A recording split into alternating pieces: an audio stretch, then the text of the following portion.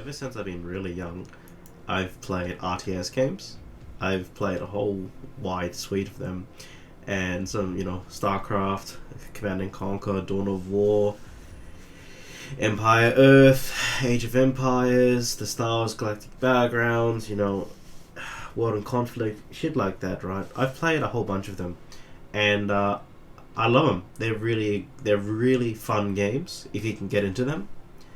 And for the longest time, probably maybe around the end of the 2000s, RTS games they stopped being cool. They've stopped putting money and time and effort into them in order to attract, first person, third person shooters. 4X games were becoming more and more accessible and popular, like Crusader Kings and Europa Universalis and Hearts of Iron and all that shit. And RTS games they took a bit of a back seat, and it's a shame because there's still a lot of fun to be had in RTS games, and there's still ideas and things that you can do with them. And fortunately, this mob, Slipgate Ironworks and 2B Games, they've been working on a game called Tempest Rising, and it is absolutely phenomenal. Right now, they are running a playtest as of the 12th of August 2023.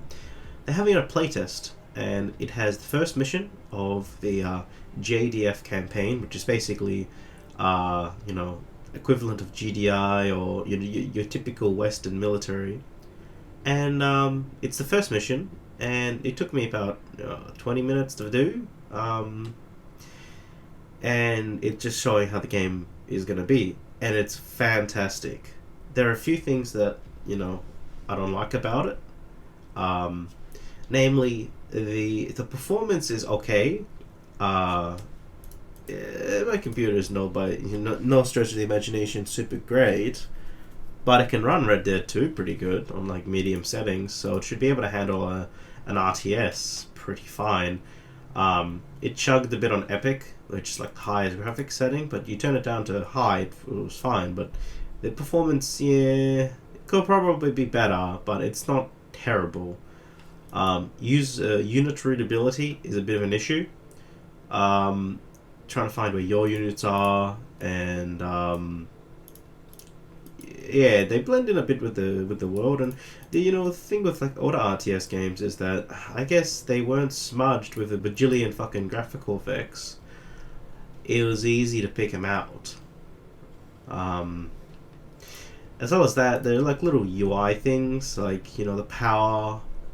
It doesn't show well how much power you have and how much power you're using. It's just a slight indicator. I didn't even see it at first. Unit building, like buildings, when you complete them, they're not instantly done. They take like 5 to 10 seconds after the announcement comes out from the Evo.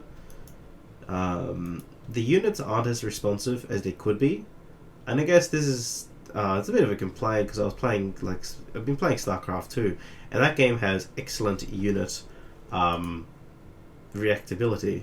They turn on a dime, and the other games, like Red Alert 2 had pretty good unit reactivity. General, it sucked. It suffered considerably, and the other, CNC3 and all that shit suffered a bit there.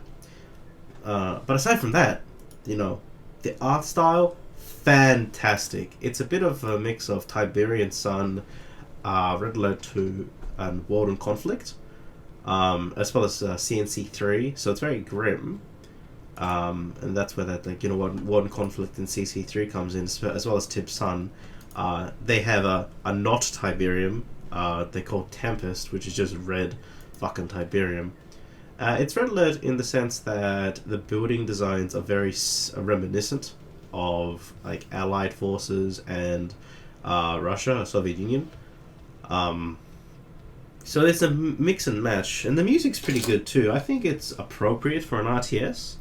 It would be great if they could bring Frank Klapacki back in, but it's pretty like it's heavy metal. There's some like sort of electronic music in there, but it's good. The takeaway from this is that it's good, which is rare to find a new game in 2023, an RTS game, and it's fun. I'm thinking it's really good. I was looking in the defensive buildings tab in the game, and they have walls and gates and all that other shit. I'm like, oh, like something I love in Red Alert and Tiberian Sun, and he's just building walls, yeah.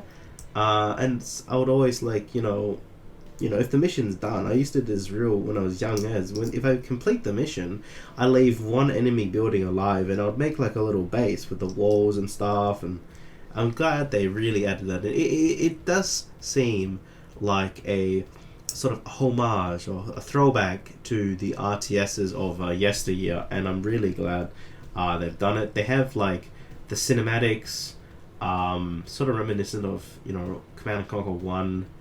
They have, I assume it's a mission selection screen, like in Tiberian Sun.